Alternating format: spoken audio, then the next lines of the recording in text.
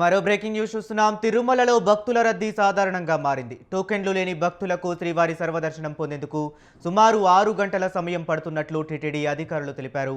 Vaikuntham queue కాంప్లెక్స్లోని 4 కంపార్ట్మెంట్లలోని భక్తులు వేచి ఉండడం వల్ల రద్దీ నియంత్రణలో ఉన్నట్లు తెలుస్తుంది. నిన్న తిరుమలలో మొత్తం 76,289 మంది భక్తులు శ్రీ వెంకటేశ్వర స్వామిని దర్శించుకున్నారు. భక్తుల నుంచి వచ్చిన హుండీ ఆదాయం 3.84 కోట్లుగా నమోదైనట్లు అధికారులు తెలిపారు.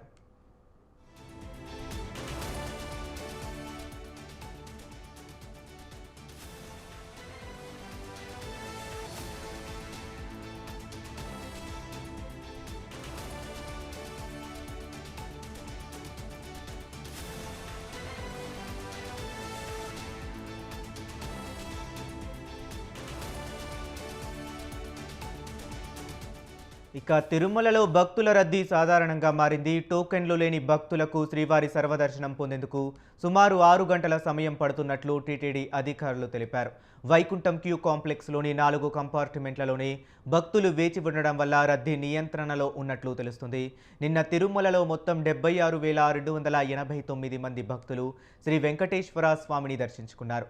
భక్తుల నుంచి వచ్చిన హుండీ ఆదాయం 3.84 కోట్లుగా నమోదైనట్లు అధికారులు తెలిపారు.